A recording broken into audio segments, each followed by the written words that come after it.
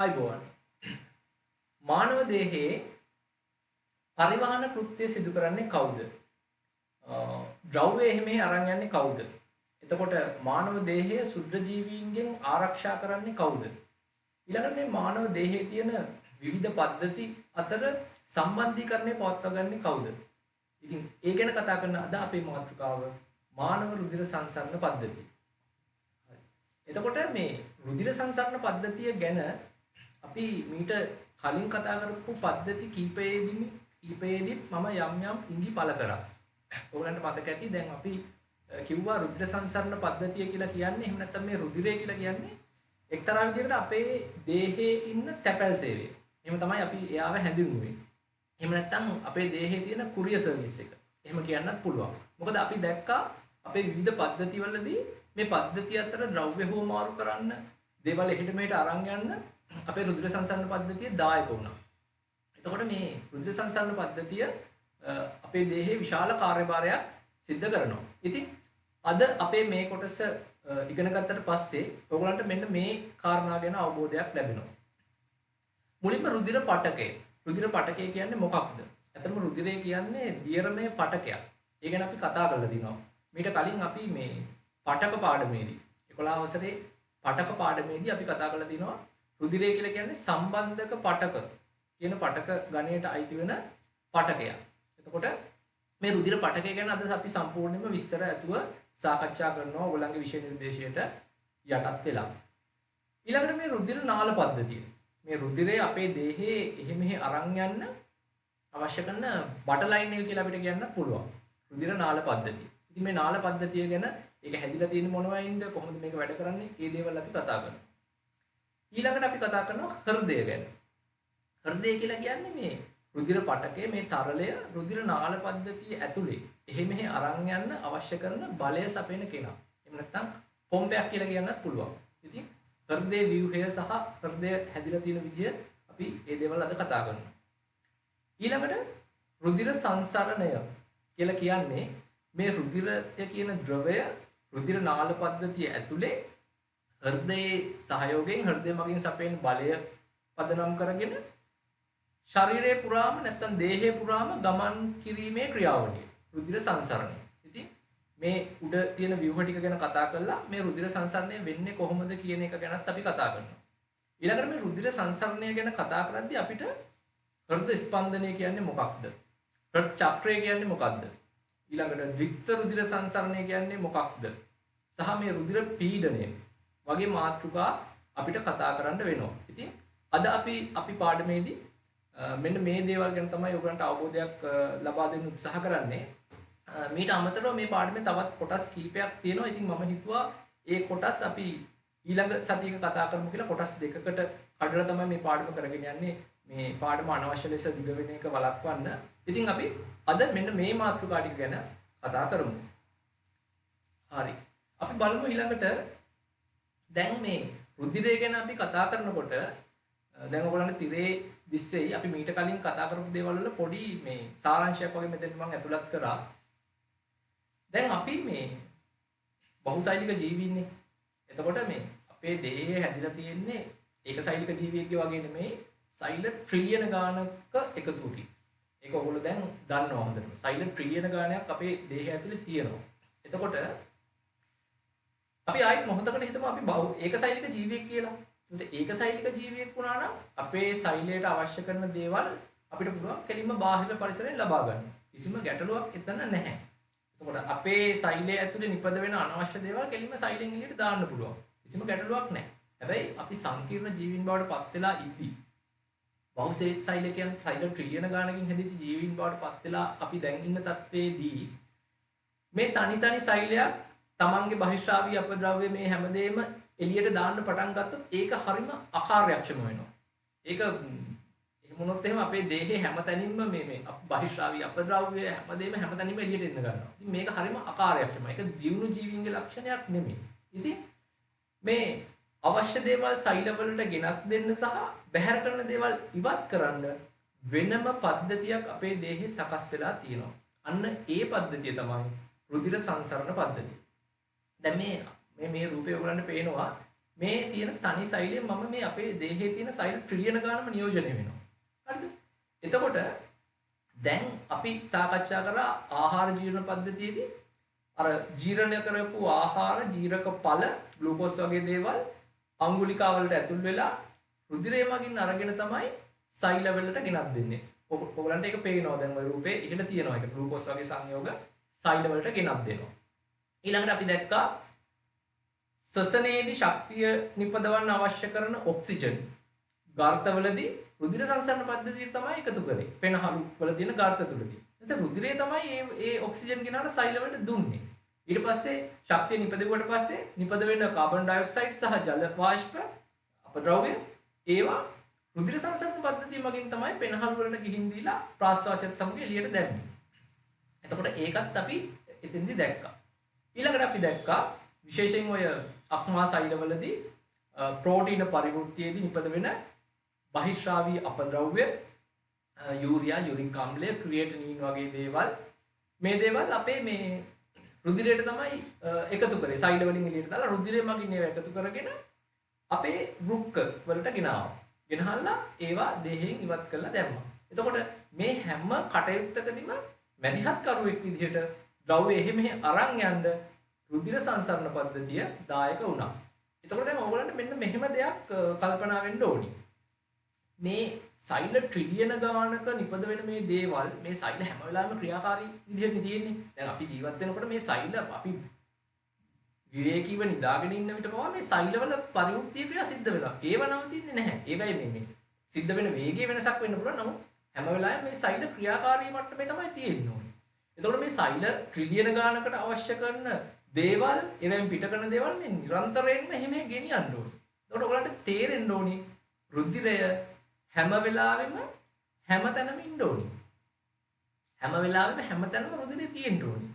මේ අපි කතා කරන මොහොතේ පවා දැන් මගේ දේහේ පවා මේ හැම වෙලාවෙම මේ රුධිරය ගමන් කරමින් හැම සෛලයක් දක්වාම ගිහිල්ලා දේවල් ගෙනihin දීලා එකතු කරගෙන මේ ක්‍රියාවලිය වෙන්න ඕනේ. ඉතින් මේක කාර්යක්ෂමව සිද්ධ කරගන්න තමයි රුධිර සංසරණ පද්ධතිය පරිණාමය වෙලා විකසනය වෙලා තියෙන්නේ. අපි බලමු දැන් ඒක කොහොමද ක්‍රියාත්මක වෙන්නේ කියලා. මේ රුධිර සංසරණ පද්ධතියට යන්න කලින් මේක තේරුම් ගන්න අපිට මෙන්න මෙහෙම උදාහරණයකට එන්න පුළුවන්.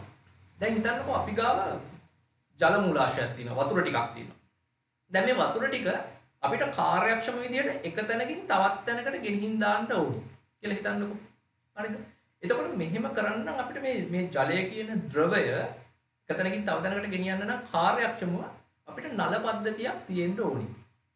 වෙන ක්‍රම තියෙනවා. අපේ කාර්යක්ෂම කියන්නේ නල පද්ධතියක් තියෙන්න ඕනේ. ඉතින් නාල පද්ධතියක අවශ්‍යතාවය තියෙනවා. මේ ද්‍රවයක් අපිට අවශ්‍ය සිද්ධි තැන් සීමාවක හිමෙහි ගෙනියන්න. ඉතින් නල පද්ධතියක් තියෙන්න ඕනේ. ඉතින් දැන් මේ ද්‍රවය නලයේ ඇතුළට දැම්මා කියලා නිකම්ම මේක ගමන් කරන්නේ නැහැනේ.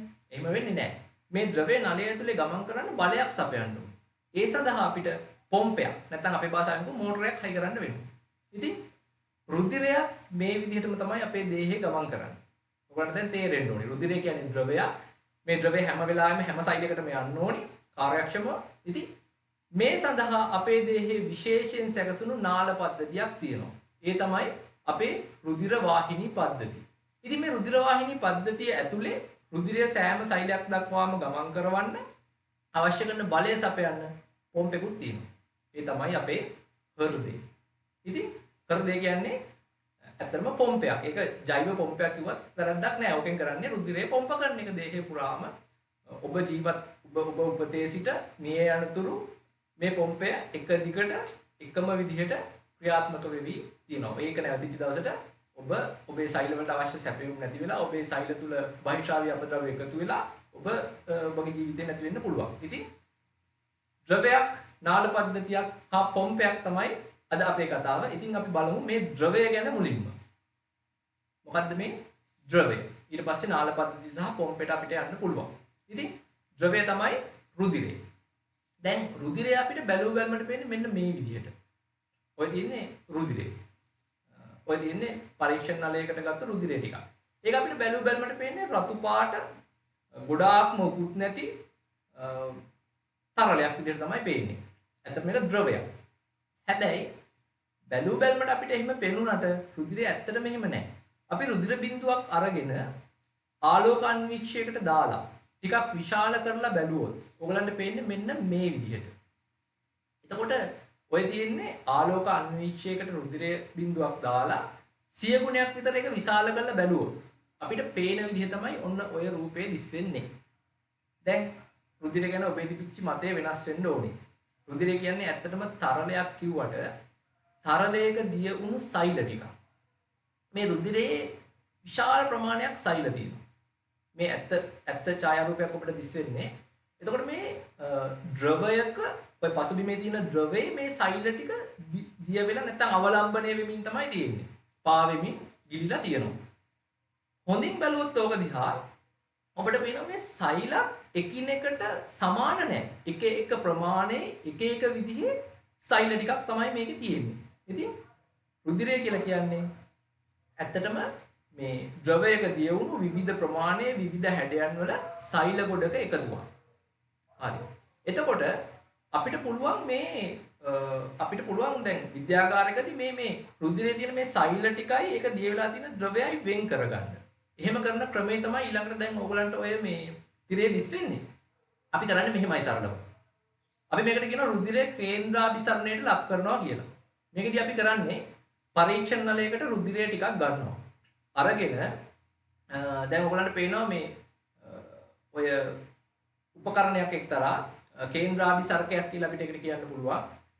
පරීක්ෂණ නලයකට රුධිරය ටිකක් අරගෙන ඒක මුඩිය හොඳට තද කරලා ඔය උපකරණේ බඳුනක් අඩංගු වෙන්නේ. ඒ බඳුන ඇතුලේ ඕක අපිට හයි කරන්න පුළුවන්. කෙලින්මත් නෙමෙයි, සිරස් විදියටත් නෙමෙයි. යම්කිසි ආනතව අපි ඒක ඇතුලේ සවි කරන්න පුළුවන්. ඒක මෙහෙ යන්නේ නැහැ, හෙලවෙන්නේ නැහැ, මුඩිය ඇරෙන්නේ මුකුත් වෙන්නේ නැහැ. ඊට පස්සේ මේ උපකරණය අපිට විදුලියට සම්බන්ධ කරලා වේගෙන් කරකවන්න පුළුවන්. ලොකු වේගයක් ලබා දෙන්න පුළුවන්. එතකොට මේ රුධිරය මත ඔයගොල්ලෝ දන්නා බලයක් ක්‍රියාත්මක වෙනවා. මේ ක්‍රියාත්මක වෙන බලය නිසා අර අපි කියපු රුධිර සෛල ටික ඒ ටික ඝනත්වයෙන් නැත්තම් බරෙන් වැඩි හින්දා නලයේ පහළට ගමන් කරනවා. ටික වෙලාවක් මෙහෙම කරකවුවට පස්සේ ද්‍රවය ඝනත්වය අඩු නිසා ඉහළට ගමන් කරනවා. අර සෛල ටිකයි ද්‍රවයයි වෙන් වෙනවා. අන්න එහෙම වෙන් වුණාට පස්සේ පේන විදිහ තමයි ඔය ඔබේ රූපේ දිස් වෙන්නේ. දැන් මේ දේහාණු කියලා අපි හඳුන්වන්නේ ඔය තද රතු පායයෙන් නලයේ යටින් පේන කොටසට අපි කියන්නේ දේහාණු. දේහාණු කියන්නේ අර රුධිර සෛල ටික ඔක්කොම එකතු වෙලා තමයි ඔය දේහාණු විදිහට එකතු වෙලා තියෙන්නේ. ඒක ඇත්තටම තද රතු පාට තමයි පේන්නේ. ඉතින් ප්ලාස්මය කියලා අපි හඳුන්වනවා අර ওই දේහාණු ටික දිය වෙලා තිබිච්ච දියරය. මේ දියරය අපි මෙතනින් හා රුධිර ප්ලාස්මය කියලා තමයි හඳුන්වන්නේ. ඒතකොට රුධිර ප්ලාස්මය හා දේහාණු වෙන් වෙනවා. දැන් අපිට ඔක හොඳින් බලුවොත් පේනවා රුධිර ටිකක් ගත්තොත් වැඩිපුරම තියෙන්නේ රුධිර ප්ලාස්මය. 55ක් විතර තියෙන්නේ ලා කහ පැහෙන් දිස්සෙන රුධිර ප්ලාස්මය ද්‍රවමය කොටස.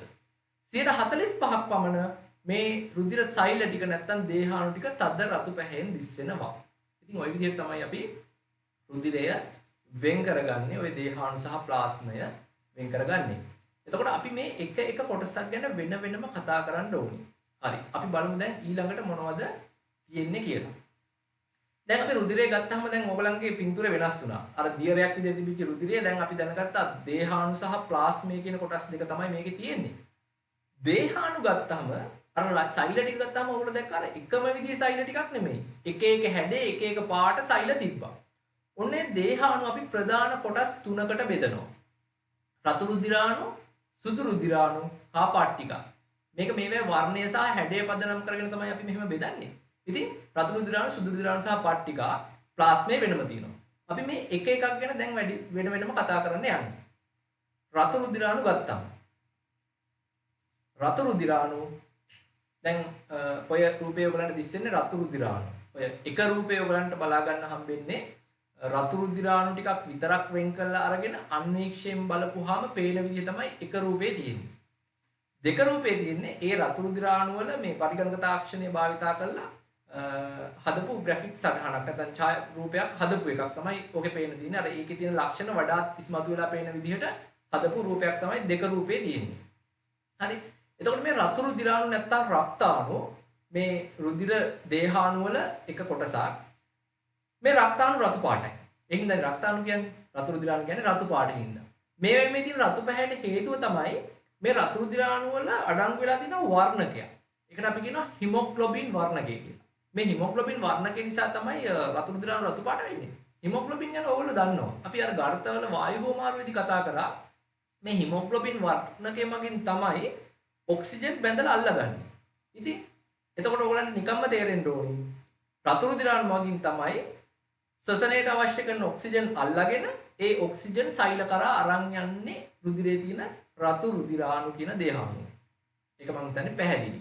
එතකොට රතු රුධිරාණුව රුධිර සෛලයක්. නමුත් මේකේ න්‍යෂ්ටි නැහැ. න්‍යෂ්ටියක් නැද? සෛලයක් වුණාම න්‍යෂ්ටියක් තියෙන්න eBay. දැන් ඒකේ න්‍යෂ්ටියක් නැහැ. න්‍යෂ්ටියක් නැති වෙන්න හේතුව තමයි ඒ න්‍යෂ්ටිය අයින් කරලා දාලා ඒ ඉඩ ටිකත් ඔක්සිජන් ගෙනියන්න අරන් තියෙනවා. ඒක තමයි න්‍යෂ්ටියක් නැත්තේ. අර කාර්යක්ෂම වැඩේ කරන්න වැඩි හරියක් ඔක්සිජන් ගෙනියන්න ඕන නිසා න්‍යෂ්ටිය අයින් කරලා ඒ ඉඩ ටිකත් පාවිච්චි කරනවා මේ ඔක්සිජන් අරන් යන්න. ඊළඟට මේක බැලු බැලමට පේනවා බලන්න ද්වි අවතල හැඩති. ද්වි අවතල හැඩති කියලා කියන්නේ අපි දන්නවා අවතල දර්පණ නැත්නම් අවතල කාචවල හැඩය ඔයගොල්ලෝ දන්නවා. ඇතුළට නැමුණු ගතියක් තියෙනවා. මේ දෙපැත්තෙන්ම ඇතුළට නැමිලා තමයි තියෙන්නේ. ඔය ඡායාරූපයේ ඔයගලන්ට ඒක පැහැදිලි. ඒ ඇතුළට නැමුණාමත් අර පෘෂ්ඨික ශේෂ්ඨඵලය වැඩි වෙනවා. එතකොට තව වැඩිපුර ඔක්සිජන් ටිකක් දාගන්න පුළුවන්. ඒ වගේ කාර්යක්ෂමතාවය වැඩි ගන්න තමයි එහෙම වෙලා තියෙන්නේ. ඊළඟට මේව රතු ඇට මිදුළු වල තමයි හටගන්නේ. හටගෙන රුධිරයට එකතු වෙනවා. ඊළඟට මාස 4ක් පමණ වෙනවා රතු රුධිරාණු. මාස 4න් 7ට මේ රතු රුධිරාණු ඉවත් වෙලා අලුත් රතු රුධිරාණු එකතු වෙනවා රුධිරයට. ඊළඟට මේ ඔක්සිජන් පරිවහනය කිරීම තමයි මේකේ කාර්යය. ඊළඟට රුධිර ඝන මිලිමීටරයක් ගත්තම ඒකේ මේ රතු රුධිරාණු මිලියන 5ක් පමණ තියෙනවා. ලක්ෂ 50ක් පමණ රතු රුධිරාණු තියෙනවා මිලිමීටරයක රුධිරය. ඉතින් ඔයගලන්ට හිතා ගන්න පුළුවන් මිලිමීටරයක මෙච්චර තියෙනවා නම් අපේ දේහයේ තියෙන සියලුම රුධිරය ටික ගත්තාම කොච්චර රතු රුධිරාණු ප්‍රමාණයක් ඇතිද කියලා. ඉතින් ඒක වෙන්න එපායි. ඇයි ඉතින් දේහයේ තියෙන ට්‍රිලියන ගණනක් වෙන සෛල වලට ඔක්සිජන් සපයන්න එපායි. ඒක රතු රුධිරාණු එකකින් දෙකකින් කාර්යක්ෂම කරන්න බෑනේ. ඉතින් රතු රුධිරාණු මිලිලීටරයක මිලියන 5ක් වගේ වෙන ඉතා විශාල මිලියන බිලියන ගණනක් අපේ රුධිරයේ තියෙනවා දේහයේ. ඉතින් ඒවෙන් තමයි ඔක්සිජන් අරන් යන්නේ. මේ හැම දෙයකින්ම පේන්නේ ඉතාමත්ම කාර්යක්ෂමව මේ පද්ධතිය වැඩ කරනවා අවශ්‍ය දේවල් පරිවහනය කරන්න. මම හිතන්නේ රතු රුධිරාණු ගැන අපිට හොඳ අවබෝධයක් ලැබුණා. හරි. ඊළඟට අපි බලනවා දෙවණියට තියෙන දේහාණු වර්ගය මොනවද කියලා. ඒ තමයි සුදු රුධිරාණු. එහෙම නැත්නම් ශ්වේතාණු. ශ්වේත කියලා කියන්නේ සුදු පාටනේ. එතකොට ශ්වේත අණු කියලා කියන්නත් පුළුවන් නැත්නම් සුදු රුධිරාණු කියන්නත් පුළුවන්. ඉතින් මේ සුදු රුධිරාණු ගත්තම මේවා වර්ග 5ක් පමණ තියෙනවා. ඉතින් මේ වර්ගීකරණය කරන්නේ අමුතු විදිහකට නෙමෙයි. මේක දිහා බලන්න අපිට PV හැට පේන්නේ නැහැ. දැන් රුධිර ටිකක් ගත්තට පස්සේ මේකේ රතු රුධිරාණු සුදු රුධිරාණු අපිට වෙන වෙනම පේන්නේ නැහැ. අන්වීක්ෂයෙන් තමයි ඔක දිහා බලන්න ඕනේ ටිකක් විශාල කරලා. ඉතින් අන්වීක්ෂයෙන් බලපුවාම මේ සුදු රුධිරාණු සමහර සුදු රුධිරාණු අන්වීක්ෂයෙන් බලපුවාම ඒකේ සෛල ප්ලාස්මයේ නිකන් තිත් තිත් වගේ තියෙනවා පේනවා. කණිකා වගේ පේනවා. නැත්නම් ඩොට් ඩොට් වගේ තියෙනවා අපේ භාෂාවෙන් කිව්වොත්. මේ ඩොට් තියෙන ඒවා නැත්නම් කණිකා තියෙන ඒවා ඒගොල්ලෝ කණිකාමය සුදු රුධිරාණු කියලා වෙන් කරා. ඒවා වර්ග 3ක් තියෙනවා. ඊළඟට එහෙම කණිකා නැති සෛල ප්ලාස්මයේ කණිකා නැති සුදු රුධිරාණු වර්ග දෙකක් ඒගොල්ලෝ දැක්ක නිරීක්ෂණය කරනකොට විද්‍යාඥයෝ. ඉතින් ඒගොල්ලෝ ඒක පදනම් කරගෙන කණිකාමය සුදු රුධිරාණු ඩොට් තියෙන ඒවා කණිකාමය නොවන සුදු රුධිරාණු කියලා වර්ග දෙකකට වෙන් කළා. දැන් මේ කණිකාමය සුදු රුධිරාණු වලට ආවම ඒවත් මේ ඒකවැය තියෙන න්‍යෂ්ටියේ හැඩය පදනම් කරගෙන. දැන් මේවා සෛලනේ. ඒතකොට න්‍යෂ්ටියක් තියෙනවානේ. රතු රුධිරාණු වල තිබෙන්නේ නැහැ. නමුත් සුදු රුධිරාණු වල න්‍යෂ්ටි තියෙනවා. ඉතින් මේ න්‍යෂ්ටියේ හැඩය පදනම් කරගෙන තවත් කොටස් තුනකට බෙදුවා. නියුට්‍රොෆිල, ඉයුසිනොෆිල සහ බේසොෆිල කියලා. ඉතින් නියුට්‍රොෆිල ගත්තාම ඔයගලන්ට පේනවා මේ කෙලවරේම තියෙන ඒවා. ඒකේ න්‍යෂ්ටිය කොටස් කීපයකට බෙදිලා තියෙනවා. එකට එකට සම්බන්ධ වෙලා කොටස් කීපයකට බෙදිලා. ඉයුසිනොෆිල වල න්‍යෂ්ටිය කොටස් දෙකකට බෙදිලා තමයි තියෙන්නේ. බේසොෆිල වල න්‍යෂ්ටිය නිකන් අර කමාවක හැඩයට වගේ තමයි තියෙන්නේ. ඉතින් ඒව පදනම් කරගෙන තමයි ඔය නියුට්‍රොෆිල, ඉයුසිනොෆිල, බේසොෆිල කියලා වෙන් කරන්නේ. කණිකාමය නොවන සුදු රුධිරාණු ගත්තම වසාසෛල සහ මොනොසයිට. මේ මොනොසයිට වලට අපි ලිම්ෆොසයිට් කියලා කියනවා. කොටස් දෙකකට ඒගොල්ලෝ දැක්කා. මේ වසාසෛලවල සෛල ප්‍රමාණයෙන් කුඩායි නමුත් කැපිලා පේන අති විශාල න්‍යෂ්ටියක් තියෙනවා. අර සෛල ප්ලාස්මේ චුට්ටයි තියෙන්නේ වටේට පොඩ්ඩක් තියෙනවා. අර න්‍යෂ්ටිය විශාල ප්‍රමාණයක් අත්පත් කරගෙන තියෙනවා සෛලෙ. එතකොට ඒවා වසාසෛල. මොනොසයිට වල අර බෝංචි බීජයක හැඩේ ඔයගොල්ලෝ දන්නවා. බෝංචි බීජයක නැත්නම් කව්පි බීජයක හැඩේ න්‍යෂ්ටියක් තමයි තියෙන්නේ. ඉතින් මේ සුදු රුධිරාණු දේහේ විවිධ කාර්යයන් කරනවා. අපි ඊළඟට බලමු මොනවද මේ සුදු රුධිරාණු වල තියෙන ඒගොල්ලෝ කරන්නේ මොනවද අපේ දේහේ කියලා. ඉතින් සුදු රුධිර අණු අවර්ණයි. ඒක අපි දන්නවා. ඒ කියන්නේ මේක බලන්නේ රතු රුධිර අණු වලට සාපේක්ෂව. දැන් රතු රුධිර අණු රතු පාටින් පේනවා මේක අවර්ණයි. මෙහෙම නැතු මේක මේ අර කිරි සුදු පාටින් පේන්නේ නැහැ. අන්වික්ෂ බලපුවාම අරවට සාපේක්ෂව මේක අවර්ණයි. ඒ නිසා මේකට කිව්වා සුදු රුධිර අණු නැත්නම් ශ්වේත අණු කියලා. ඊළඟට රතු රුධිර අණු වලට වඩා මේවා ප්‍රමාණයෙන් විශාලයි. ප්‍රමාණයෙන් විශාලයි පමණක් නෙමෙයි රතු රුධිර අණු තරම්ම ප්‍රමාණයක් ඇත්තෙත් නැහැ. රතු රුධිර අණු 600කට සුදු රුධිර අණු එකක් පමණ තමයි තියෙන්නේ. මම හිතන්නේ පැහැදිලි. එතකොට මේ ඊළඟට මේ සුදු රුධිර අණු වල වැදගත් දේ තමයි මේ සුදු රුධිර අණු තමයි අපේ ශරීරයට ශුද්ධ ජීවියෙක් ඇතුල් වුණොත් මේ සුදු රුධිර අණු මගින් තමයි ඒ ශුද්ධ ජීවියට පහර දීලා විනාශ කරලා අපේ දේහය ශුද්ධ ජීවීන්ගෙන් ආරක්ෂා කරන්නේ. අපි ඔකට කියනවා විස බීජ භක්ෂණය කියලා. ශුද්ධ ජීවියෙක් අපේ පද්ධතියට ඇතුල් වෙච්ච ගමන් සුදු රුධිර අණු ටික එතෙන්ට යනවා. ගිහිල්ලා මේ විස බීජ අල්ලගෙන කනවා. සරලව.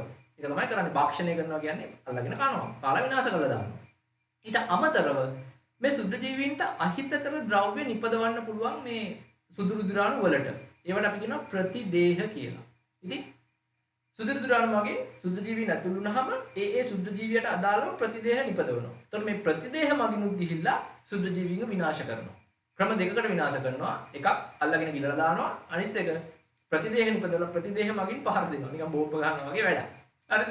එතකොට දැන් ඔය කොරෝනා ඇතුළු වුණත් එහෙම තමයි. සුදු රුධිර අණු වලින් ගිහිල්ලා පහර දීලා විනාශ කරනවා. ඉතින් එහෙම සුදු රුධිර අණු ගිහිල්ලා පුළුවන් තරම් පහර දීලා විනාශ කරන්න බලනවා. ඉතින් කොරෝනා වල තියෙන ප්‍රශ්නේ තමයි එයාට පුළුවන් වේගෙන් ගුණණය වෙන්න. වේගෙන් ගුණණය වෙනවා කියන්නේ නව කොරෝනා සෛල ඇති කරනවා. ඉතින් එයාගේ සංඛ්‍යාව ඉතාමත්ම ශීඝ්‍රයෙන් වැඩි වෙනවා. එතකොට අපේ සුදු රුධිර අණු එක්තරා මොහොතකදී කොරෝනා වලට පරදිනවා. ඒක කරගන්න බෑ. එතකොට අපි ලෙඩ වෙනවා. සරලව ඕකයි දැන් අපි නොදැනුවත්ම බොහෝ වෙලාවට සුද්ධ ජීවීන් අපේ දේහයට ඇතුල් වෙනවා. නමුත් අපේ සුදු රුධිර අණු මගින් රුධිරයේ තියෙන සුදු රුධිර අණු ගිහලා මේ ක්‍රියාවලිය මගින් ඒවා විනාශ කරනවා. අපි දන්නෙත් නැහැ. එතකොට අපි මේකෙන් බේරෙනවා. නමුත් අර සමහර අවස්ථාවල සුදු රුධිර අණු වලට මේක පාලනය කරගන්න බැරි වෙලා සුද්ධ ජීවිය ජය ගන්නවා. එහෙම අවස්ථාවල අපි කියනවා අපි ලෙඩ වෙනවා කියලා. ඒතර අපි ලෙඩ වෙන්නේ කොහොමයි? හරි. එතකොට සුදු රුධිර අණු වල වැදගත්කම තමයි දේහය විස බීජ වලින් සුද්ධ ජීවීන්ගෙන් ආරක්ෂා කරන්න ආරක්ෂක කාර්යයක් ඉෂ්ට කරනවා. එතකොට සුදු රුධිර අණු නිසා අපේ රුධිරය දේහේ අර දේවල් එහෙ මෙහෙ ගෙනියනවට අමතරව ආරක්ෂක කාර්යයකුත් ඉෂ්ට කරනවා කියන එක අපිට එතකොට පැහැදිලි. හරි. අපි බලමු ඊළඟට තියෙන දේහාණු වර්ගය මොනවද කියලා. ඒ තමයි පට්ටිකා. පට්ටිකා කියලා අපි හඳුන්වන දේහාණු රුධිර පට්ටිකා ගත්තාම අපිට මේවා ඇත්තටම මේ රුධිර සෛල කියලා කියන්න බෑ. එහෙම කියන්න අමාරුයි. මොකද ඒවා සෛලම නෙමෙයි. සෛල කැබලි. ඒවට න්‍යෂ්ටියක් නෑ. සෛල කැබලි. දැන් ওই රූපේ ඔයගොල්ලන්ට දකින්න හම්බෙන්නේ ඔය නිකන් නිල් පාට සුදු පාට වගේ පෙන්න තියෙන පට්ටිකා. ඉතින් මේ පට්ටිකා මේ අපේ දේහයේ මේ අපිට මේ ඔය තියෙන ෆොටෝ එකේ ඇත්තටම පට්ටිකාවල රූපයක් හදපු රූපයක් පරිගණක ආශ්‍රයෙන් හදපු රූපයක් තියෙන්නේ. හරිද? ඇත්ත පට්ටිකාවල ඡායාරූපයක් නෙමෙයි. ඉතින් මේ සෛල කැබලි. එතකොට මේවත් අර ඇට මිදුළු වල තමයි හටගන්නේ. එතකොට මේ පට්ටිකා රුධිර ඝන මිලිමීටරයක් ගත්තාම ඒ ඝන මිලිමීටර එක 1,50,000ක් ලක්ෂ 4ක් වගේ ප්‍රමාණයක් මේ පට්ටිකා අඩංගු වෙනවා. එතකොට මේ පට්ටිකාවල ප්‍රධානම කාර්යය තමයි පට්ටිකා මගින් තමයි අපේ දේහයේ රුධිර වහනයක් වුණොත්. හිතන්නකෝ අපේ අත කැපුණා කියලා. අත කැපිලා දැන් රුධිරය මෙතනින් වහණය වෙනවා එළියට එනවා. ඔකට දන්නවා ටිකක් වෙලා ගියාම එතන රුධිර කැටියක් හැදෙනවා. ඒක කරන්නේ රුධිර පට්ටිකා. පට්ටිකා එතෙන්ට ඇවිල්ලා මොකද? දැන් රුධිර වහනයක් දෙහෙන් එළියට රුධිරේ ශ්‍රාවය වෙන එක ඒ ජීවියට හොඳ නැහැ. එහෙම වුණොත් රුධිර ටික අයින් වෙලා යනවනේ. එහෙම වුණාම මේ ජීවියට රුධිරෙන් කරන ක්‍රියා කරගන්න බැරි වෙනවනේ. ඒක වළක්වන්න දේහයේ තියෙන යාන්ත්‍රණය තමයි රුධිර වහනයක් වෙච්ච ගමන් එතෙන්ට එනවා පට්ටිකා. ඇවිල්ලා එතන රුධිර කැටියක් හදනවා. රුධිර කැටියක් හැදුනට පස්සේ එතනින් එළියට රුධිරය වහනය වෙන එක වළක්වනවා. ඉතින් මෙන්න මේකට දායක වෙන රසායනික ද්‍රව්‍යයක් තියෙනවා මේ පට්ටිකාවල. ඒකට අපි කියනවා ත්‍රොම්බෝප්ලාස්ටින් කියලා. පට්ටිකාවල තියෙන ත්‍රොම්බෝප්ලාස්ටින් වලින් තමයි මේ රුධිර කැටියක් හදන්නේ. දැන් ඔයගොල්ලන්ට මෙහෙම ප්‍රායෝගික අත්දැකීමක් ඇති.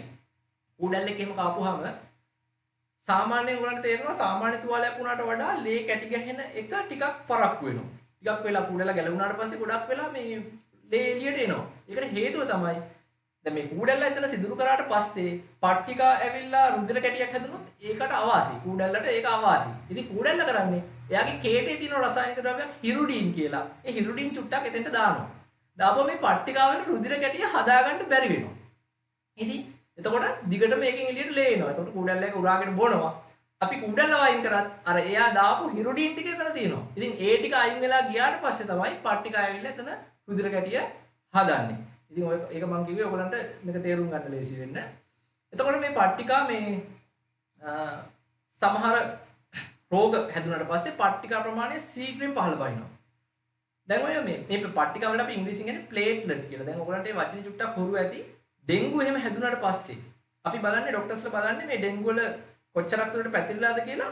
ඩෙන්ගු මියුන වගේ රෝග හැදුනට පස්සේ මේ පට්ටිකා ප්‍රමාණය ශීඝ්‍රයෙන් පහළ වහිනවා.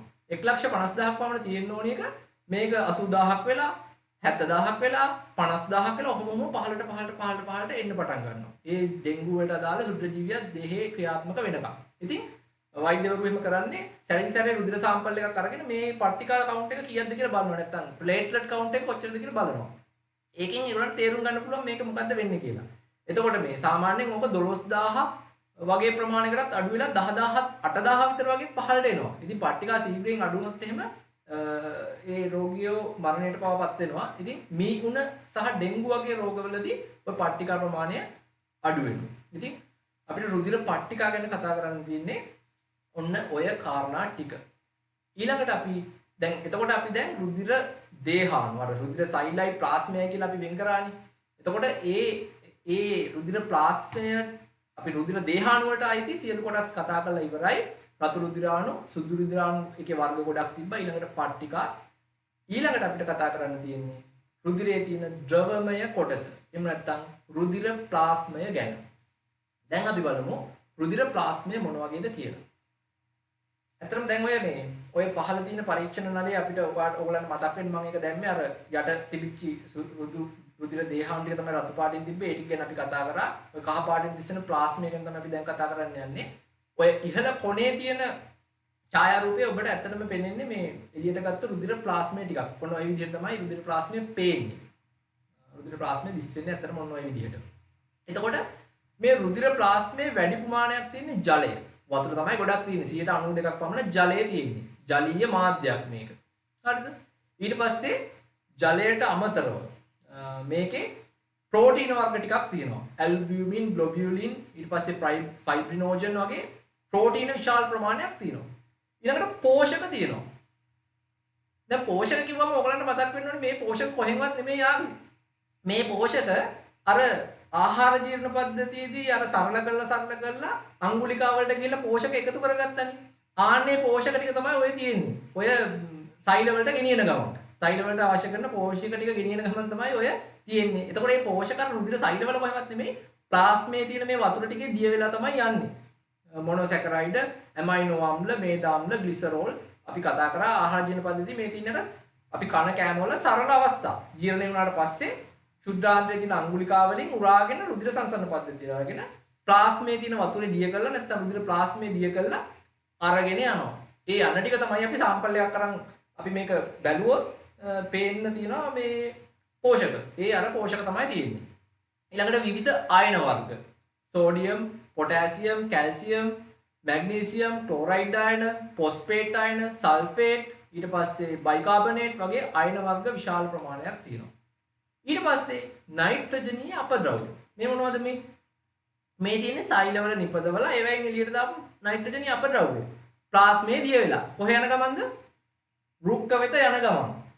වෘක්කවලදී අපි ගිය සතියේ හොඳට කතා කරා ඒ කොහොමද වෘක්කවලදී මේවා අයින් කරලා දාන්නේ කියලා. ඉතින් යූරියා, යුරික් අම්ලය, ක්‍රියටිනින් සෛල ප්ලාස්මේ දිය කරලා තමයි අරන් යන්නේ.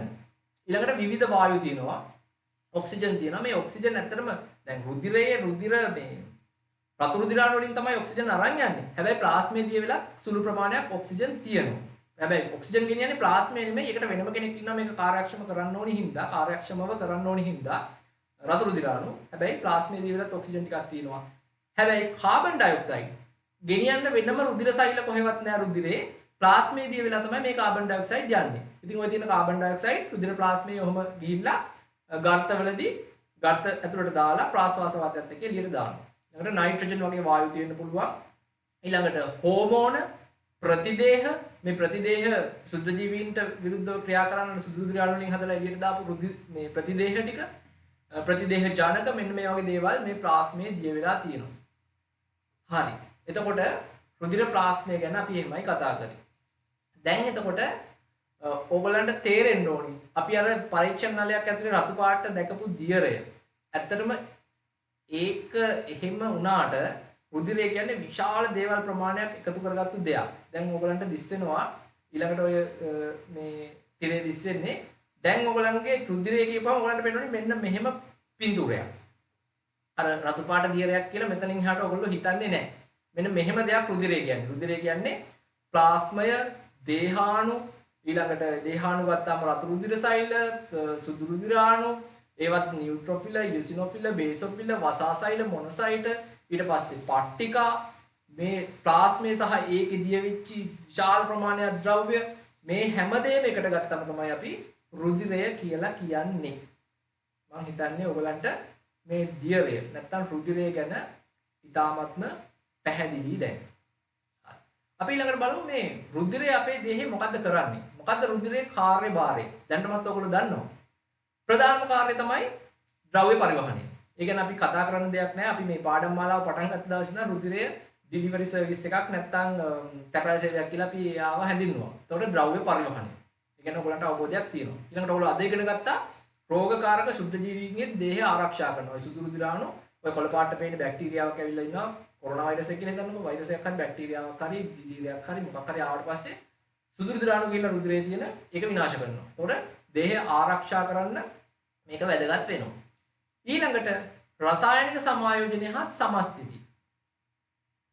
මේ සමායෝජනය කියලා කියන්නේ 아무තු දෙයක් නෙමෙයි. සමායෝජනය කියලා කියන්නේ බාහිර පරිසරයේ සිදුවෙන වෙනස්කම් වලට ඊට පස්සේ දේහයේ අභ්‍යන්තර පරිසරයේ සිදුවෙන වෙනස්කම් එක්ක මේ දේහයේ තත්වයන් පාලනය කරලා පවත්වා ගැනීම. ඒකට මේ රුධිරය දායක වෙනවා. සමස්ථිතිය කියලා කියන්නේ පරිසරයේ සිදුවෙන වෙනස්කම් වලට අනුකූලව අපේ දේහය හැඩගස්වා ගැනීම. මේ කොටස ගැන අපි සමායෝජනය හා සමස්ථිතිය ඊළඟට එනවා පාඩම. මේ පාඩම යටතේ අපි කතා කරනවා. දැනට ඕගොල්ලෝ මතක තියාගන්න රුධිරය ද්‍රව්‍ය පරිවහනයට සහ ආරක්ෂාවට අමතරව රසායනික සමායෝජනය හා සමස්ථිතිය පවත්වා ගන්න දේහේ රුධිරය වැදගත් වෙනවා. හරි. දැන් අපි මේ අර අපි කිව්වනේ මුලින්ම මේ ද්‍රවයක් නාල පද්ධතියක් සහ පොම්පයක් ගැන අපි කතා කරන්නේ. ඒතර අපි දැන් ද්‍රවය ගැන සම්පූර්ණයෙන්ම කතා කරලා ඉවරයි. එතකොට ඒකේ තියෙන මොනවද කරන්නේ ඒ සියල්ල රුධිරය ගැන ඔයගොල්ලෝ දැන් දන්නවා. ඊළඟට අපි යන්නේ නාල පද්ධතිය ගැන කතා කරන්න. හරි. දැන් මේ රුධිර නාල පද්ධතිය ගත්තම මේ නාල පද්ධතිය දේහය පුරාම පැතිරලා තියෙනවා. ඔයගලන්ට ඒක මේ දෙක රූපේ පේනවා පැහැදිලිව දේහය පුරාම පැතිරිච්ච නාල පද්ධතියක් තමයි තියෙන්නේ. එහෙම පැතිරෙන්න ඕනි. මොකද සෛල ට්‍රිලියන ගානකට අවශ්‍ය කරන සැපයුම් තියෙන්න ඕනි. ඒවැ ආරක්ෂාව බලා ගන්න ඕනි. හරි.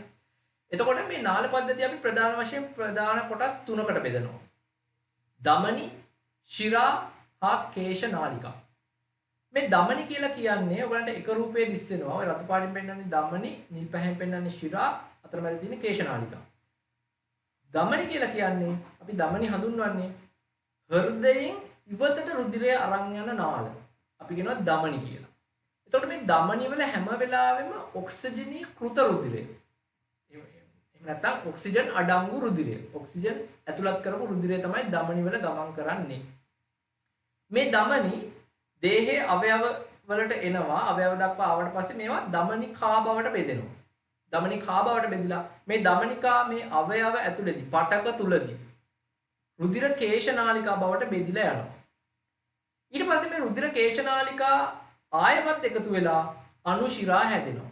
මේ අනුශිරා ප්‍රධාන ශිරා වලට සම්බන්ධ වෙනවා. ඉතින් ධමනි වලින් එන්නේ ඔක්සිජනීකృత නැත්නම් ඔක්සිජන් තියෙන රුධිරය. ඒ රුධිරය රුධිර කේශනාලිකා වලදී රුධිර කේශනාලිකා බිත්ති හරහා ඒ අදාළ පටක අවයව වලින් ඔක්සිජන් ලබා ගන්නවා. ඊට පස්සේ ඒ පටකවල සෛලවල තිබිච්ච අපද්‍රව්‍ය නැත්නම් කාබන් ඩයොක්සයිඩ් ටික දානවා රුධිර කේශනාලිකා වලට. එතකොට දැන් ශිරා වලට යනකොට ඒකේ තිබිච්ච ඔක්සිජන් අරගෙන ඔක්සිජන් රහිත රුධිරය තමයි ශිරා වලින් ආය හෘදය දෙසට යන්නේ. හෘදය දෙසට ගමන් කරන ඒවට තමයි අපි කියන්නේ ශිරා කියලා. හෘදය දෙසට රුධිරය අරන් යන ඒවට. ඒතර හෘදයට ගිහිල්ලා අපි ඊළඟට කතා කරමු හෘදයෙන් පෙනහළු වලට දාලා පෙනහැලි වලදී ආය මේවට ඔක්සිජන් එකතු කරනවා. අපි ඒක ඊළඟට කතා කරනවා. අපිට දැනට මතක තියාගන්න ධමනි, කේශනාලිකා සහ ශිරා තියෙනවා. ධමනි වල ඔක්සිජනීකృత ඔක්සිජන් සහිත රුධිරය, ශිරා වල ඔක්සිජනීහෘත එහෙම නැත්නම් ඔක්සිජන් රහිත රුධිරය තමයි තියෙන්නේ. එතකොට ධමනි වලින් රුධිරය ගේනවා, ශිරා වලින් අරගෙන යනවා. අවයව වලදී පටක වලදී රුධිර කේශනාලිකා බිත්ති හරහා ඔක්සිජන් අනිකුත් පෝෂක ද්‍රව්‍ය හුවමාරු කර ගන්නවා. කොයි වෙලාවකවත් දේහේ මේක හොඳට මතක තියාගන්න. දේහේ කොයිම මොහොතකවත් මේ රුධිර කේශනාලිකාවනේ රුධිරය එළියට ඇවිල්ලා ගලාගෙන යන්නේ නැහැ. ඒවෙන් බිත්ති හරහා තමයි අවශෝෂණය කරගන්නේ. හුවමාරු කරගන්නේ. අපි ඔක දැක්කා. ආහාර ජීර්ණ පද්ධතිය අපි දැක්කා. අංගුලිකා වලට ගිහිල්ලා රුධිර කේශනාලිකා ওই පෝෂක හුවමාරු කරගත්තා. ඊට පස්සේ අපි දැක්කා පෙනහළු වල ගර්ත තුලදී ඔක්සිජන් සහ කාබන් ඩයොක්සයිඩ් බිත්ති හරහා හුවමාරු කරගත්තා. බහිශ්‍රාවී පද්ධතිය වකුගඩු තුලදීත් එහෙමයි. එතකොට මේ සංවෘත පද්ධතියක් ඇතුළත තමයි රුධිරය ගමන් කරන්නේ.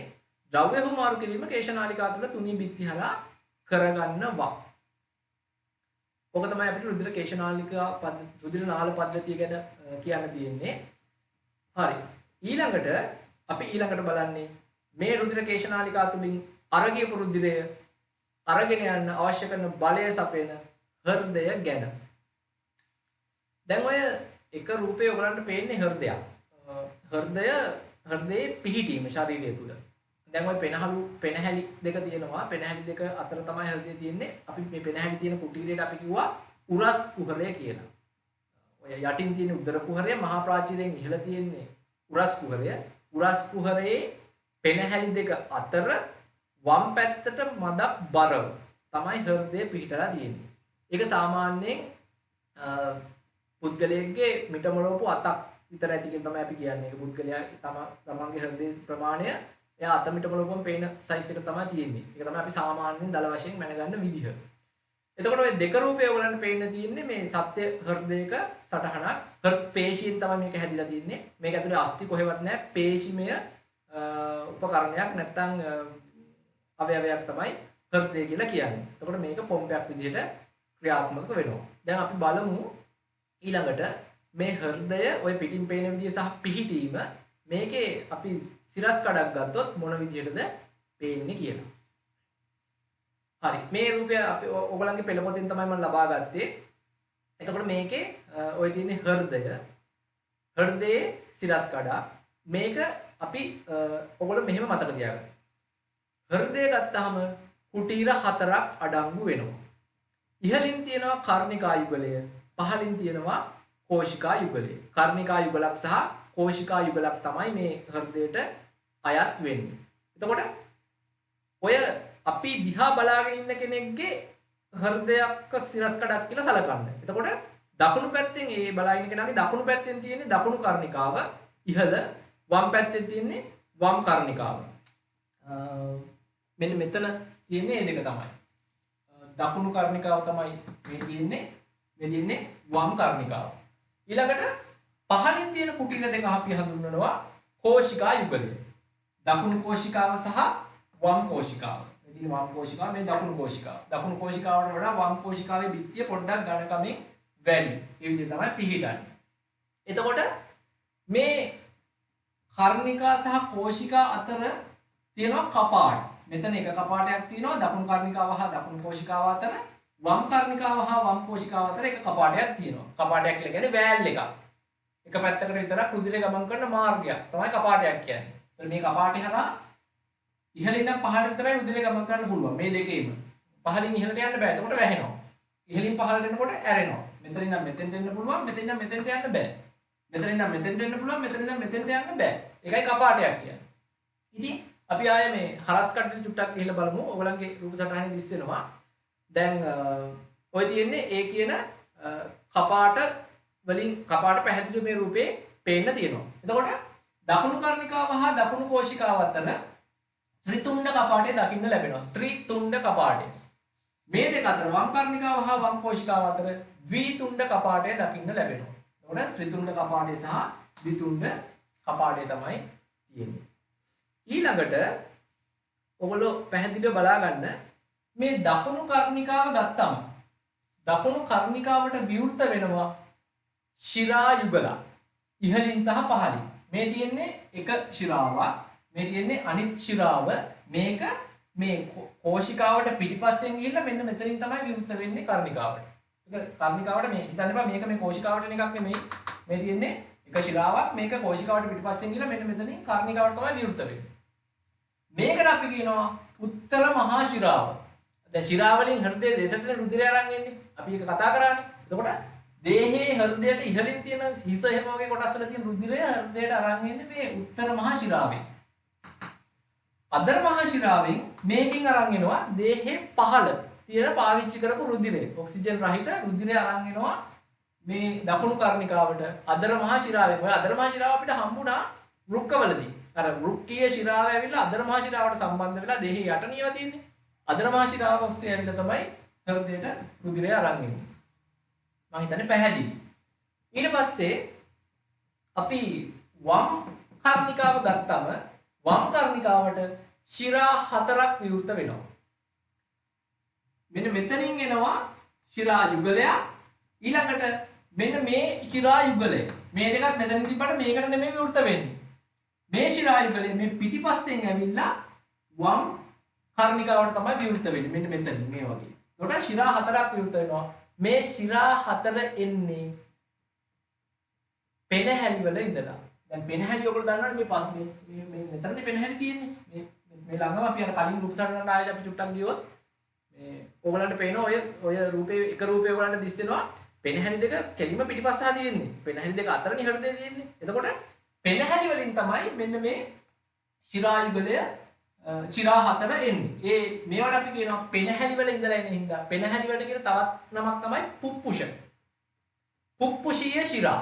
පුප්පුෂීය ශිරා 4ක් ඇවිල්ලා වම් කර්ණිකාවට විවෘත වෙනවා. හරි. ඊළඟට දකුණු කෝෂිකාවට විවෘත වෙනවා. දකුණු කෝෂිකාවෙන් පටන් ගන්නවා ධමනිය. ප්‍රධාන ධමනිය. මේ ධමනියට අපි කියනවා පුප්පුෂීය ධමනිය කියලා. ආයෙත් පුප්පුෂීය. පුප්පුෂීය කියන්නේ පෙනහළු දක්වා යන ධමනිය. එතකොට පුප්පුෂීය ධමනිය මේ කෝෂිකාවෙන් පටන් අරගෙන මෙහෙම ගිහිල්ලා දෙකට බෙදිලා වම් පෙනහළට වම් පුප්පුෂීය ධමනියත් දකුණු පෙනහළට දකුණු පුප්පුෂීය ධමනියත් යනවා. එතකොට මේ කෝෂිකාවේ ඉඳලා පෙනහළු වල රුධිරය ගෙනියන්න තමයි මේ පුප්පුෂීය ධමනිය තියෙන්නේ. ඒක අතු දෙකකට බෙදෙනවා. ඊළඟට මේ වම් කෝෂිකාවෙන් ආරම්භ වෙනවා තවත් ධමනියක් මෙතනින් පටන් අරගෙන පුප්පුෂීය ධමනියට යටින් ගිහිල්ලා ආයෙ මෙතනින් ඇවිල්ලා මෙහෙම එනවා. ඒකට කියනවා සංස්ථානික මහා ධමනිය කියලා. සංස්ථානික මහා ධමනිය කරන්නේ මෙතනින් ඉඳන් රුධිරය මුළු දේහය පුරාම අරගෙන යනවා. සංස්ථානික කියන්නේ ඒකයි. දේහය පුරාම කියන අර්ථයෙන් තමයි සංස්ථානික කියලා අපි හඳුන්වන්නේ. මේ වම් කෝෂිකාවේ ඉඳලා සංස්ථානික මහා ධමනියෙන් යන රුධිරය දේහය පුරාම ගමන් කරනවා. එතකොට ඔන්නෝක ව්‍යුහය දැන් අපි මේ තාම ව්‍යුහය ගැන විතරයි කතා කරේ. අපි මේවා ක්‍රියාත්මක වෙන්නේ කොහොමද කියලා ඊළඟට බලමු. අපි නැවතත් හරස් කඩට ගියොත් ඔය උතන තියෙන්නේ මම කියපු දේ ඔයගලන්ගේ පෙළපොතෙන් තමයි මම මේ රූපේ ගත්තේ. ඒක අධ්‍යයනය කරන්න ඉතාමත්ම පැහැදිලි රූප සටහනක් තියෙනවා ඒකේ. මේ මම කියපු කොටස් ටික අඳුරා ගන්න. කර්ණිකා යුගල, කෝෂිකා යුගල, ඊට පස්සේ ත්‍රිතුණ්ඩ හා ද්විතුණ්ඩ කපාට, ඊට පස්සේ උත්තර මහා ශිරාව සහ අදර මහා ශිරාව, ඊට පස්සේ පුප්පුෂීය ශිරා 4 ඒක වම් කර්ණිකාවට විවෘත වෙනවා. ඊට පස්සේ දකුණු කෝෂිකාවෙන් ආරම්භ වෙන පුප්පුෂීය ධමනිය, වම් කෝෂිකාවෙන් ආරම්භ වෙන සංස්ථානික මහා ධමනිය. එතකොට මෙතන ත්‍රිතුණ්ඩ කපාටේ තිබුණා, මෙතන ද්විතුණ්ඩ කපාටේ තිබුණා. ඊට පස්සේ මෙන්න මේ කෝෂිකා වලින් ආරම්භ වෙන ධමනි යුගලයේ සංස්ථානික මහා ධමනිය හා පුප්පුෂීය ධමනිය යුගයේ පාදස්තේ කපාට දෙකක් තියෙනවා. ඒ කපාට වලට අපි කියනවා අඩසඳ කපාට කියලා. එතකොට ඒවත් ඔයගොල්ලන්ගේ රූප සටහනේ පැහැදිලිව දකින්න ලැබෙනවා. අඩසඳ කපාට යුගලක් තියෙනවා. ඉතින් ඔන්න ඕක තමයි මේ පොම්පය නැත්තම් හෘදයේ ව්‍යුහය. ඔය විදිහට තමයි අපිට කතා කරන්න තියෙන්නේ. හරි. දැන් අපි සියලුම ව්‍යුහයන් කතා කරලා ඉවරයි.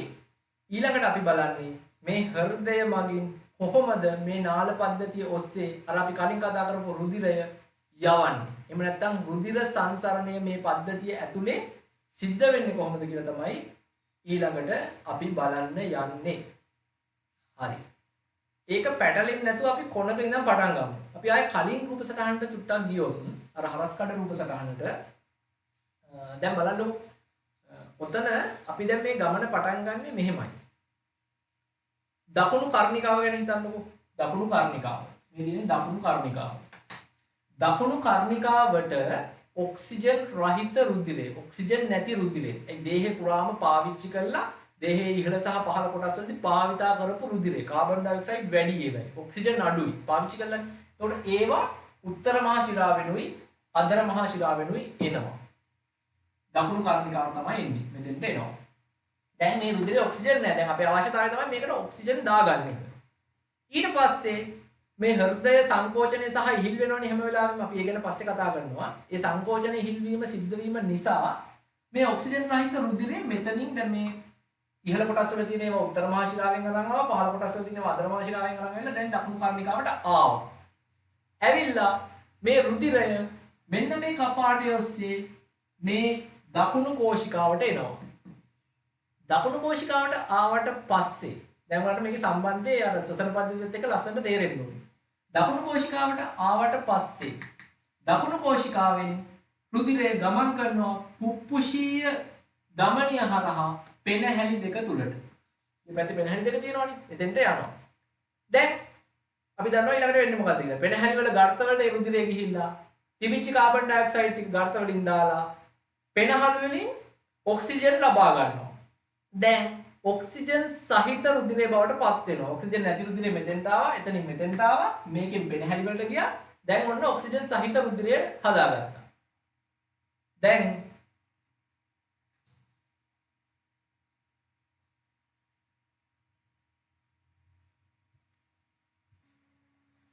දැන් එතකොට පෙනහැලි තුලදී වායු හුමාරුව සිද්ධ වුණා. කාබන් ඩයොක්සයිඩ් ටික එළියට දාලා ඔක්සිජන් ලබාගෙන දැන් පෙනහැලි වලදී මේ මෙතනින් ගිය ඔක්සිජන් රහිත රුධිරයට ඔක්සිජන් ලබා දුන්නා.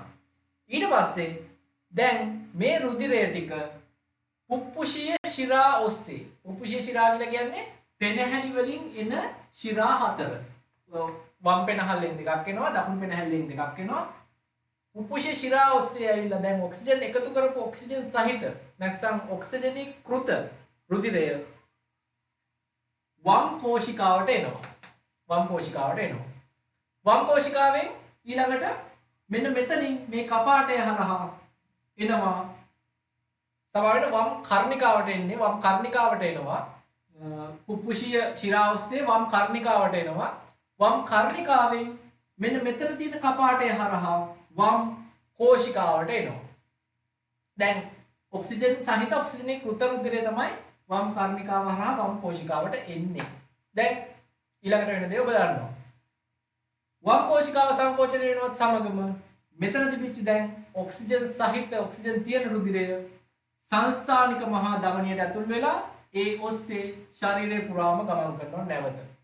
ඉහළට මෙතනින් යනවා පහළට කොටස් වලට ගිහිල්ලා ශරීරය පුරාම ඔක්සිජන් සහිත රුධිරය යනවා. ඉතින් අවයවවලට නැවත ඔක්සිජන් සහිත රුධිරය යනවා. ගිහිල්ලා අවයවවලදී ඔක්සිජන් ටික ඉවත් කරගෙන කාබන් ඩයොක්සයිඩ් සෛල වල හැදිච්ච ටික දානවා රුධිරයට. ඒ ටික ආය වටෙන් කරගිලා උත්තර මහා ශිරාවයි යටින් එන අදර මහා ශිරාවයි ඔස්සේ කර්ණිකාවට එනවා. කර්ණිකාවෙන් කෝෂිකාවට එනවා. කෝෂිකාවෙන් පෙනහැලි වලට දානවා. ඔක්සිජන් ටික ඔක්සිජන් දාලා කාබන් ඩයොක්සයිඩ් අයින් කරනවා. ඔක්සිජන් සහිත රුධිරය නැවතත් වම් කර්ණිකාවට වම් කෝෂිකාවට සංස්ථානික මහා ධමනිය ඔස්සේ ශරීරය පුරාම. ඉතින් මෙයා නොනවතීම මේ රුධිරය පොම්ප කිරීමේ කාර්යය කරනවා. එතකොට ඔක්සිජන් රහිත රුධිරය නැවත නැවත අලුත් වෙවි අර අපි කියන්නේ මේ රීෆිල් වෙනවා කියලා. පෙනහළු වලට දාලා රීෆිල් කර කර දෙනවා. ඉතින් මෙයාගේ කාර්යය වලට දැන් පැහැදිලි හෘදය කරන්නේ පොම්ප කිරීමේ කටයුත්ත. ඒකයි මම ඒකට අර කිව්වේ පොම්පයක් කියලා. පොම්පේක කාර්යය තමයි ඇත්තටම කරන්නේ. අර අවශ්‍ය වෙන බලය සපයනවා. අවශ්‍ය තැන් වලට දමමින්. එතකොට ඔන්න ඔය විදිහට තමයි රුධිර සංසරණය සිද්ධ වෙන්නේ. මම හිතන්නේ ඔයගලන්ට දැන් එක පැහැදිලි. එතකොට අපි බලමු දැන් ඊළඟට දැන් ඔයගලන්ගේ පෙළ පොතෙන් ගත්ත රූපයක් තමයි මම අර ඔය දැන් දාලා තියෙන්නේ. රුධිර සංසරණය සිද්ධ වෙන රූපය ඒක අපි තිරයට ගත්තොත් දැන් මේ රුධිර සංසරණය ওই විදිහට තමයි සිද්ධ වෙන්නේ. ඊළඟට මේ රුධිර සංසරණය මේ වෙච්ච ක්‍රියාවලිය දැන් අපි විස්තර කරානේ. දැන් ඔයාලට ඒක පැහැදිලිනේ. මේ ක්‍රියාවලිය අපි තව ටිකක් ලං වෙලා බැලුවොත් හොඳට බැලුවොත් මේක පියවර දෙකකට තමයි සිද්ධ වෙන්නේ. ඒ පියවර අපි දෙක බෙදනවා අපි පුප්පුෂීය රුධිර සංසරණය සහ සංස්ථානික රුධිර සංසරණය කියලා. මේක අමුතු දෙයක් නෙමෙයි. ඒක ඊටාත්ම මේ ලේසි දෙයක්. එතකොට ඔයගලන්ට තේරෙනවා රුධිරය දැන් වම් කර්ණිකාවට ඇතුල් වෙනවනේ. රුධිරය දේහය පුරා එක වටයක් යන්න කලින් මේක හොඳට ඔළුවට ගන්න. දේහය වටා එක වටයක් රුධිරය යනකොට හෘදය හරහා රුධිරය දෙපාරක් ගමන් කරලා තියෙනවා. ඒක වෙන්නේ මෙහෙමයි. ඔන්න මේ උත්තර මහා සහ අග්‍ර මහා ශිරාවලින් ඇවිල්ලා කර්ණිකාවට ඔන්න පළමු වරට හෘදයට රුධිරය ඇතුල් වෙනවා. ඔන්න පළවෙනි පාරට ඇතුල් වෙනවා. ඇතුල් වෙලා කෝෂිකාවට එනවා. දකුණු කෝෂිකාවට ඇවිල්ලා ඔන්න හෘදයෙන් ඉවත් වෙලා පෙනහළු වලට යනවා. පෙනහළු වල යනවා. පෙනහළු වල රවුමක් යනවා. ගිහිල්ලා මේ ශිරාව ඔස්සේ ඇවිල්ලා නැවත වරක් හෘදයට ඇතුල් වෙනවා. ඔන්න දෙවෙනි පාරට ඇතුල් වෙනවා. පළවෙනි පාරට ඇතුල් වුණා. පහළට ආවා. ඉවත් වෙලා ගියා පෙනහැලි වලට. පෙනහැලි වල රවුමක් ගිහිල්ලා දෙවෙනි පාරට හෘදයට ඇතුල් වෙනවා. ඇතුල් වෙලා වම් කෝෂිකාවට ආවා. දේහය වටේ ගියා. ඔයගොල්ලන්ට දැන් තේරෙනවා දේහය වටේ එක වරක් යනකොට හෘදයට දෙපාරක් මෙයා ඇතුල් වෙනවා. දේහය වටා එක පාරක් යනවා. හෘදයට ඇතුල් වෙනවා. පෙනහැලි වටා එක පාරක් යනවා. හෘදයට ඇතුල් වෙනවා. ආය දේහය වටා යනවා. හෘදයට ඇතුල් වෙනවා. පෙනහැලි වලට යනවා. හෘදයට ඇතුල් වෙනවා. මේ විදිහට තමයි රුධිරය යන්නේ. මේක දෙපාරට වෙන්නේ. ඒ නිසා අපි මේකට කියනවා ද්විත්ව රුධිර සංසරණය කියලා. මම හිතන්නේ ඒක පැහැදිලි. එතකොට දැන් ඔයගලන්ට තිරේ දිස් වෙනවා. ද්විත්ව රුධිර සංසරණය කොටස් දෙකකට බෙදෙනවා. දැන් ඔයගලන්ට දැක ගමන් තේරෙනවා පුප්පුෂීය රුධිර සංසරණය හා සංස්ථානික රුධිර සංසරණය. පුප්පුෂීය සංසරණය කියන්නේ මෙතනින් එළියට ගිහිල්ලා පෙනහළු හරහා ගිහිල්ලා ආපු එක තමයි පුප්පුෂීය. පෙනහළු වලනේ පුප්පුෂ කියන්නේ. පුප්පුෂීය සංසරණය. ඊට පස්සේ ඇතුල් වෙලා දේහය පුරා ගිහින් ආපු එකට තමයි කියන්නේ සංස්ථානික රුධිර සංසරණය කියලා. ඉතින් ওই දෙක මාරු වෙවි සිද්ධ වෙනවා නිරන්තරයෙන්. එතකොට අපේ රුධිර සංසරණය අපි වගේ ජීවීන්ගේ දිත්ත සංසරණයක් තමයි දකින්න ලැබෙන්නේ. නොදියුණු ජීවී කාණ්ඩවල මෙහෙම දිත්ත සංසරණයක් දකින්න ලැබෙන්නේ නැහැ. සහ සමහර නොදියුණු ජීවීන්ගේ හෘදයේ කුටීර 4ක් දකින්න ලැබෙන්නේ නැහැ. අපේ 4ක් තිබ්බනේ හොඳින් වෙන් වෙච්ච කුටීර 4ක්. එතකොට දිත්ත සංසරණය මේ කුටීර වලට වෙන් වෙච්ච කාර්යක්ෂම හෘදය කියන එක අපි වගේ දියුණු ජීවීන්ගේ ලක්ෂණයක්. ඒක අමතර කාරණාවක්. ඕගොල්ලෝ දැනගන්න ඕනි. පුප්පුෂීය රුධිර සංසරණය හා සංස්ථානික රුධිර සංසරණය කියලා රුධිර සංසරණය කොටස් දෙකකට බෙදෙනවා. අපි ඒකට ද්විත්ව රුධිර සංසරණය කියලා කියනවා. මම හිතන්නේ ඒක පැහැදිලි. හරි. ඊළඟට අපි බලමු මේ රුධිර සංසරණය පවත්වා ගන්න වැදගත් වෙන ක්‍රියාවලි කීපයක් ගැන. පළවෙනි එක තමයි හෘද ස්පන්දනය. මේක ඉතාම සරල දෙයක්. හෘද ස්පන්දනය කියලා කියන්නේ අපේ මේ හෘදය සංකෝචන වෙනවා ඉහිල් වෙනවා. සංකෝචන වෙනවා ඉහිල් වෙනවා. මෙන්න මේ ඒකට අපි කියනවා ස්පන්දනය වෙනවා කියලා. මේ ස්පන්දනය වෙන විදිහ අපි ඊළඟට කතා කරමු. ස්පන්දනය කියලා කියන්නේ මේ හෘදය හැදිලා තියෙන පේශියකින්නේ. හෘද පේශියෙන් හැදිලා තියෙන මේ පේශිය සංකෝචන වෙනවා ඉහිල් වෙනවා. සංකෝචන වෙනවා ඉහිල් වෙනවා. නිරෝගී පුද්ගලයෙක්ගේ. එතකොට මේ සංකෝචන වීම සහ ඉහිල් වීමෙන් තමයි අර රුධිරයට බලය සපයන්නේ. දේහේ පුරාම යන්නයි පෙනහළු වලට ගිහිල්ලා එන්නයි. ඒ කියන්නේ කර්ණිකා සංකෝචනය වෙනකොට මේක ඇතුලේ තියෙන රුධිරය කොහෙන් හරි යන්න එපා මේක ඇකිලෙනකොට. එතකොට මෙතන කපාට දෙකක් තියෙන හින්දා අහපව ආපු කුටීර වලට යන්න බෑ. ඒ නිසා මේවෙන් තමයි එළියට යන්නේ. ඒ වගේ මේ පුපුෂීය ධමනිය හා සංස්ථානික මහ ධමනියෙන් තමයි එළියට යන්නේ. එතකොට කෝෂිකා සංකෝචනය වෙනකොට අහපව කොහෙවත් යන්නේ නැහැ. මේ දෙකෙන් කර්ණිකා සංකෝචනය වෙනකොට කෝෂිකා වලට එනවා. මේ විදිහට මේ සංකෝචනය වීම නිසා තමයි සංකෝචනය සහ ඉහිල් වීම නිසා තමයි බලය සැපෙන්නේ. පොම්පයක් විදිහට ක්‍රියාත්මක වෙන්නේ. ඉතින් සංකෝචනය වීම සහ ඉහිල් වීමට අපි කියනවා හෘද ස්පන්දනය කියලා. නිරෝගී පුද්ගලයෙක්ගේ සාමාන්‍යයෙන් මිනිත්තුවට 72 වාරයක් හෘදය සංකෝචනය සහ ඉහිල් වීම සිද්ධ වෙනවා. නැත්නම් හෘද ස්පන්දනය මිනිත්තුවට වාර 72යි නිරෝගී පුද්ගලයෙක්. එතකොට මේ ඒක තමයි හෘද ස්පන්දනය ගැන අපිට කියන්න තියෙන්නේ. ඊළඟට මේ හෘද ස්පන්දනය අපි බෙදෙනවා ප්‍රධාන කොටස් 3කට. ඒක තමයි අපි ඊළඟට බලන්නේ. ඒ කොටස් 3 මේ හෘද ස්පන්දනය අපි ප්‍රධාන වශයෙන් අපි ඒකට කියනවා හෘද චක්‍රයක් කියලා. දැන් අපි ඊළඟට බලන්න යන්නේ හෘද චක්‍රය කියන්නේ මොකක්ද කියලා. ඉතින් මම කිව්වා කර්ණිකා යුගල එකපාර සංකෝචනය වෙනවා. කෝෂිකා යුගල එකපාර සංකෝචනය වෙනවා. ඒ දෙකම දිගෑරෙනවා. ආය කර්ණිකා සංකෝචනය, කෝෂිකා සංකෝචනය දෙකම හිල් වෙනවා. මේ වගේ කොටස් 3කට වෙන්නේ. එතකොට හෘද චක්‍රයක් ප්‍රධාන කොටස් 3කින් සමන්විත වෙනවා. කර්ණිකා ආකුංචය ආකුංචනය කියන්නේ සංකෝචනය වීම. කෝෂිකා ආකුංචය කර්ණික කෝෂික විස්තාරය. විස්තාරය කියලා කියන්නේ ඉහිල් වීම කියන එක. ආකුංචය කියන්නේ ඇකිලීම කියන එක. එතකොට ඒක නිකන් මේ වගේ. දැන් මගේ අත දිහා බැලුවොත් හිතන්නකෝ මේ තියෙන්නේ කර්ණිකා යුගලය මේ තියෙන්නේ කර්ණිකා යුගලය මේ තියෙන්නේ කෝෂිකා යුගලය කියලා. කර්ණිකා කුංචය කෝෂිකා කුංචය කර්ණික කෝෂික විස්තාරය. කර්ණිකා කුංචය කෝෂිකා කුංචය කර්ණික කෝෂික විස්තාරය. මෙහෙම ඉහිල් වෙලා තියෙනවා ටික වෙලාවක්. සංකෝචන වෙනවා යටින් සංකෝචන වෙනවා ඉහිල් වෙලා තියෙනවා. මෙහෙම ආයෙ මෙහෙම මේ විදිහට සංකෝචනය වෙනවා ඉහිල් වෙනවා. එතකොට දැන් අපි ආයෙ රූප සටහනට ගියොත් කර්ණිකා කුංචය සඳහා තප්පර 0.1ක් ගත වෙනවා. බලන්න ඒක කොයිතරම් වේගවත්ද කියලා. තප්පරයකින් 10 පංගුවක් තමයි යන්නේ කර්ණිකා කුංචනය සිද්ධ වෙන්නේ. කෝෂිකා කුංචනය සඳහා තප්පර 0.3ක් 0.3ක් එකකට වඩා අඩුයි.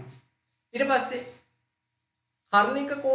කර්ණිකා කෝෂිකා දෙකම දිගෑරිලා තප්පර 0.4ක් තියෙනවා. තිබිලා තමයි ආය කර්ණිකා කුංචනය කෝෂිකා කුංචනය ආය තප්පර 0.4ක් තියෙනවා. ඉතින් හර්ට් චක්‍රයට යන සම්පූර්ණ කාලය කර්ණිකා කුංචයට තප්පර 0.1යි කෝෂිකා කුංචයට තප්පර 0.3යි මුළු කාලය තප්පර 0.4යි කර්ණික කෝෂික විස්තාරයට තප්පර 0.4යි ඔක්කොම එකට ගත්තාම තප්පර 0.8යි ගත වෙන්නේ. දැන් බලන්න තප්පරයක්වත් ගත වෙන්නේ නැහැ. තප්පරයකින් 0.8ක් තප්පරයක් යන්නේ නැහැ. තප්පරයක් යනකොට ඔය 3 වෙලා ඉවරයි. බලන්න මේක කොයිතරම් මේ වේගෙන් සිද්ධ වෙනවද සහ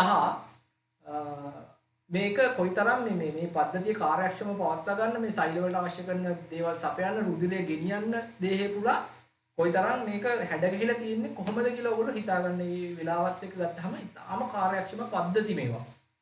හැමදාම මගේ පුදුමය මේ පද්ධති කවුද ගොඩනැගුවේ කියලා මට නම් ලොකු පුදුමයක් තියෙනවා. මම හරි ආසයි ඒකට තව ඉස්සරහට යන මේ පරිණාමික ක්‍රියාවලියේදී මේ එක ව්‍යුහයක් කවුරු හරි මේවා දිහා බලාගෙන හැදුවා වගේ මේවා හරියටම ටයිමින් ප්ලෑන් කරලා කොහොමද මේවා කරේ කියන එක මට නම් හරිම පුදුම සහගත දෙයක්. ඉතින් ඒ ගැන දැනුම ඔබ කියවලා තේරුම් අරගෙන තව ලබා ගන්න. තව ඉහළට යනකොට විද්‍යාව ඉගෙන ගත්තොත් දිගටම උසස් පෙළ සහ විශ්වවිද්‍යාල මට්ටමේ ඔයගලන්ට මේ ගැන හොඳ අවබෝධයක් තව ලබා ගන්න පුළුවන්. හරි. එතකොට හර්ට් චක්‍රය ගැන අපි කතා කරේ එහෙමයි. ඊළඟට මේ හර්ට් චක්‍රය සිද්ධ වෙන ආකාරය අපිට පේන්නේ නැහැ. මොකද මේක හෘදය ඇතුළේනේ වෙන්නේ. එතකොට ඇඟ ඇතුලේ අපිට මේක පේන්නේ නැහැ. හැබැයි මේක වෙන්නේ කොහොමද කියලා දැනගන්න එක වැදගත්. මොකද වෛද්‍යවරුන්ට එහෙම මේ හෘදය ආශ්‍රිත රෝග නිర్ణය කරන්න එහෙම මේක වෙන්නේ කොහොමද කියලා බලා ගන්න තියෙනවා නම් හොඳයි. මෙන්න මේ සඳහා ගොඩනැගපු ක්‍රමයක් තමයි අපි ඊළඟට කතා කරන්න යන්නේ. ඔබට දැන් තිරේ දිස්සෙනවා. මේ ක්‍රමයට අපි කියනවා විද්‍යුත් කාන්තුක රේඛන සටහන් කියලා. නම තරම් මේක දිග නෑ. ඉතාමත්ම සරල දෙයක්. මේකෙදි වෙන්නේ මේ හෘදයේ තියෙන දැන් හෘද පේශිනේ. එතකොට මේ පේශි පටල සංකෝචනය වෙනවා. සංකෝචනය වෙනකොට මේ පටලවල තියෙන විද්‍යුත් විභවය වෙනස් වෙනවා. දැන් එහෙම හිතා ගන්නකො විභවය වෙනස් වෙනවා. මේ විභවය වෙනස් වෙන එක උපකරණයක් බගින් තිරයකට ගන්න පුළුවන්. අපි කියන්නේ මේක ප්‍රස්ථාරයකට ගන්න පුළුවන්. ඒ ප්‍රස්ථාරයට අපි කියන්නේ ඉලෙක්ට්‍රෝකාඩියෝග්‍රෑම් කියලා. එහෙම නැත්නම් ECG. ඔය ECG කියන නම ඔයගලන්ට මේ විද්‍යුත් කාන්තක රේඛනය ඉලෙක්ට්‍රෝකාඩියෝග්‍රෑම් වලට ඔයගලන්ට හුරුයි. ECG එකක් ගන්න කියලා කියන්නේ. අපි පපුවේ කැක්කම කියලා මිනිස්සු ගියාම ECG එකක් ගන්න කියලා තමයි කියන්නේ. ඒතකොට කරන්නේ මේ හෘදයේ තියෙන ප්‍රදේශයට සවි කරනවා මේ විද්‍යුත් උපකරණ කීපයක් මේ තුවාල කරන්නේ නැහැ, ඇතුළට මුකුත් කරන්නේ නැහැ, පිටින් හයි කරන්නේ. හයි කළා මේ හෘද ස්පන්දනයේ වෙන විදිය පරිගණක තිරයකට ගන්නවා. අන්නේ පරිගණක තිරයේ දිස්සෙන ප්‍රස්ථාරය තමයි ඕගලන්ට ඔය යටින් දකින්න ලැබෙන්නේ. එතකොට ඒ ප්‍රස්ථාරේ කොටස් තුනක් තියෙනවා. මුලින්ම ඕගලන්ට පේන්න තියෙනවා අපි ටිකක් එක විශාල කරලා ගත්තොත් P වක්‍රය. ඔය පොඩියට යටින් තියෙන්නේ P වක්‍රය. ඊට පස්සේ ඒ අකුරු බලන්න අකුරු තියෙන තැන බලපුවම ඔයගලන්ට තේරෙනවා P වක්‍රය. ඊට පස්සේ QRS වක්‍රය තියෙනවා. ඊට පස්සේ T වක්‍රය තියෙනවා. එතකොට ඔන්න ඔය හැඩයට තමයි ඕක එන්න ඕනේ නිරෝගී පුද්ගලයෙක් කියන. එතකොට P වක්‍රයෙන් කියන්නේ කර්ණිකා ආකුංචය. අර ඉහළ තියෙන කර්ණිකා දෙක සංකෝචන වීම තමයි P වක්‍රයෙන් පෙන්වන්නේ. QRS වක්‍රයෙන් පෙන්වන්නේ කෝෂිකා ආකුංචය. ඔය උඩට තියෙන උල වගේ එකෙන් පෙන්වන්නේ කෝෂිකා ආකුංචය. ඒක ටිකක් උසයි. මොකද ඒකට හේතුව මේ කෝෂිකාව කර්ණිකාව වලට වඩා බලයක් යොදලා සංකෝචනය වෙනවා. කර්ණිකාව වලට වඩා බලයකින් කෝෂිකා සංකෝචනය වෙනවා. මොකද දේහේ පුරාම රුධිරය යවන්න එපා සංස්ථානික මහා ධමනියේ. එතකොට ඒ නිසා ඒක ටිකක් උස ප්‍රස්ථාරයක්. ඊළඟට කර්ණික කෝෂිකා දෙකම විස්තරය වෙලා පවතින වෙලාවට තමයි ඔය T වක්‍රය තියෙන්නේ. ඉතින් නිරෝගී පුද්ගලයාගේ හරියට ECG එක යනවා නම් ඔන්න ඔය විදිහේ හැඩයක් තියෙන්න ඕනේ. අපි දැන් නිකමට මෙහෙම හිතමු. අපි මේක අපි නිකන් බලමු කොහොමද වෙන්නේ කියලා. දැන් හිතන්න ඔය P වක්‍රය තියෙන එක ඒක කාගේ හරි P වක්‍රයක් නැතුව නිකන් ෆ්ලැට් රේඛාවක් තිබ්බා කියලා. එතකොට කොතනද ප්‍රශ්නේ තියෙන්නේ? P වක්‍රයට අදාළ වෙන්නේ කර්ණිකා අකුංචයනේ. එහෙනම් කර්ණිකා අකුංචය හරියට වෙන්නේ නැහැ. එතකොට QRS වක්‍රය ඔය උසට තියෙන එක එතන ෆ්ලැට් වෙලා කියලා හිතන්නකෝ. අපි ප්‍රස්ථාරය නම් බලපුවම කවුරු හරි දැන් මම ගිහාට පස්සේ ECG එකක් ගන්න අපි මම මේ නිකන් කතාවට කියන්නේ ඒක ෆ්ලැට් වෙලා තියෙනවා. එතකොට අපිට හිතා ගන්න පුළුවන් අපේ කෝෂිකා කුංචි තමයි ප්‍රශ්නේ තියෙන්නේ. හරිද? එතකොට ඔයගොල්ලෝ චිත්‍රපටිවල එහෙම දකින්න ඇති ඔය මැරෙන අවස්ථාව පෙන්නකොට මරණය සංකේතවත් කරන ලෙඩෙක් එහෙම පෙන්නලා ඕක ඔය ප්‍රස්ථාරය යනවා පෙන්නලා ඊට පස්සේ එක දිගටම ඉරක් යනවා පෙන්නනවා. ඔක ගොඩක් ඔය චිත්‍රපටිවලෙම යොදා ගන්නවා ඒක. ඒකෙන් කියන්නේ කර්ණික ආකුංචේවත් කෝෂික ආකුංචේවත් කර්ණික කෝෂික විස්තරයවත් සිද්ධ වෙන්නේ නැහැ. ඒ ඉරක් යනවා කියලා කියන්නේ තරංගේ ගමන් කරන්නේ නැහැ. ඒ කියන්නේ හෘදය වැඩ කරන්නේ නැහැ. හෘදය වැඩ කරන්නේ නැහැ කියන්නේ ජීවිතාක්ෂයට පත් වෙලා කියන එක. ඉතින් විද්‍යුත් කාන්තික රේඛනය නැත්නම් ඉලෙක්ට්‍රෝකාඩියෝග්‍රෑම් එහෙම නැත්නම් ECG ගැන ඔය ටික තමයි අපිට කතා කරන්න තියෙන්නේ. ඊළඟට අපි බලමු මේ හෘද පීඩනය කියන්නේ නැත්නම් රුධිර පීඩනය කියලා කියන්නේ මොකක්ද කියලා. හෘද පීඩනය නෙමෙයි රුධිර පීඩනය කියන්නේ මොකක්ද කියලා. මේක ඊටාම සරල දෙයක්. රුධිර පීඩනය කියලා කියන්නේ මේ හෘදය වැඩ කරනකොට දැන් හෘදය මගින් තල්ලු කළා. දැන් කෝෂිකා හැම ආකුංච වෙලා තල්ලු කරලා යවනවනේ රුධිර කේශනාලිකාව රුධිර නාලිකාවලට. එතකොට මේ හෘදය වැඩ කරනකොට මේ රුධිර නාලිකා බිත්තිවලට දැනෙන පීඩනය ඒක අපි මනිනවා. ඕකට තමයි අපි රුධිර පීඩනය කියන්නේ. එතකොට පීඩනය වැඩි නම් රුධිර පීඩනය වැඩි, අධිරුධිර පීඩනය අඩුයි නම් අවරුධිර පීඩනය. එහෙම තමයි අපි කියන්නේ. දැන් ඔයාලට තේරෙන්න ඕනි මේ රුධිර පීඩනය අපිට හැම වෙලාවෙම එකක් නෙමෙයිනේ. මොකද හෘදය ආකුංච කියන්නේ ඇකිලෙනවා දිගෑරෙනවා. ඔය ඇකිලෙන වෙලාවට රුධිර නාලිකාව වල දැනෙන පීඩනය වැඩි. එහෙම වෙන්න බෑ. බලයකින් තල්ලු කරනවනේ. හෘදය දිගෑරෙනකොට ඒවට දැනෙන පීඩනය අඩුයි. ඒ තල්ලු කිරීමේ බලය නෑනේ. එතකොට මේක දෙපාරකට තමයි සිද්ධ වෙන්නේ. ආකුංච රුධිර පීඩනය කියලා අපි කියන්නේ ඔය කෝෂිකා විශේෂයෙන් ඇකිලිලා තියෙන වෙලාවට රුධිර කේශනාලිකාව වලට දැනෙන පීඩනය. නිරෝගී පුද්ගලයෙක්ගේ ඒක රසදිය මිලිමීටර වලින් තමයි මනින්නේ. පීඩනය මනින්නේ රසදිය මිලිමීටර වලින්නේ. රසදිය මිලිමීටර 110ත් 120ත් අතර ප්‍රමාණයක් වෙනවා. හෘදය විස්තරය වෙලා තියෙන වෙලාවේදී නිරෝගී පුද්ගලයෙක්ගේ රුධිර පීඩනය 70ත් 80ත් රසදිය මිලිමීටර අතරාගයක් තියෙන්න ඕනි. එතකොට ඔය යට රූපේ දැක්වෙන්නේ අපිට රුධිර පීඩනය මැනගන්න ගියාම අපිට දෙන්නේ ඔන්න වගේ ඔය යට කොටු කරලා තියෙන ප්‍රදේශයක් තියෙනවා වගේ තමයි අපිට ඒක ලියලා දෙන්නේ. එතකොට ඉස්සරහින් දාන්නේ ආකුංච රුධිර පීඩනය කීයද කියලා. පිටිපස්සෙන් දාන්නේ එයාගේ විස්තර රුධිර පීඩනය කීයද කියලා. එතකොට 120යි 80යි රසදිය මිලිමීටර කියලා තියෙන්නේ ආකුංච රුධිර පීඩනය විස්තර රුධිර පීඩනයයි. එතකොට අපි බලා ගන්න ඕනි ඉස්සරහා තියනාගේ 110ත් 120ත් අතර තියෙනවා නම් ඒක නිරෝගී රුධිර පීඩනයක්. පස්සහා තියනාගේ 70ත් 80ත් අතර අගයක් නම් තියෙන්නේ එහෙනම් මේ පුද්ගලයා නිරෝගී කෙනෙක්. ඒතර රුධිර පීඩනය මනින්නේ ඔන්න ඔහොම. හරි. එතකොට අපි දැන් අද කතා කරන්න ඕනි උනේ ඔන්න ඔය කොටස් ටික. මීට අමතරව තවත් අපිට කතා කරන්න තියෙනවා මේ වසා පද්ධතිය රුධිර සංසරණ පද්ධතියට ආශ්‍රිතව ගමන් කරන තවත් නාල පද්ධතියක් තමයි වසා පද්ධතිය කියලා කියන්නේ. ඒ ගැන කතා කරන්න තියෙනවා සහ මේ රුධිර සංසරණ පද්ධතිය ආශ්‍රිත රෝග තුනක් විතර අපිට තියෙනවා. ඒ ටික කතා කරන්න තියෙනවා. එතකොට මම ඒ කොටස් ලබන සතියේ කතා කරන්න ඉතිරි කරා. අපි අදට පාඩම මෙතනින් නවත්තනවා. එතකොට අපි අද කතා කරේ මෙන්න මේ දේවල්. දැන් ඔබට හොඳ අවබෝධයක් තියෙනවා කියලා මම හිතනවා මෙන්න මේ දේවල් ගැන. රුධිර පටකය ගැන අපි ඉතාමත්ම විස්තරාත්මකව කතා කරා. රුධිර ප්ලාස්මය, දේහාණු වල රතු රුධිරාණු, සුදු රුධිරාණු, පට්ටිකා, ඊට පස්සේ ප්ලාස්මය අඩංගු දේවල් ඒ ටික අපි කතා කරා. රුධිර නාල පද්ධතිය ගැන අපි කතා කරා. ධමනි, ශිරා සහ කේශනාලිකා අඩංගු රුධිර නාල පද්ධතිය ගැන. හෘදය ගැන අපි කතා කරා. හෘදයේ දික්කඩක් අරගෙන මොනවද තියෙන්නේ? කපාට. ඊට පස්සේ මේ සියලුම දේවල් නාල විවෘත වෙන ආකාරය ඒව කතා කරා.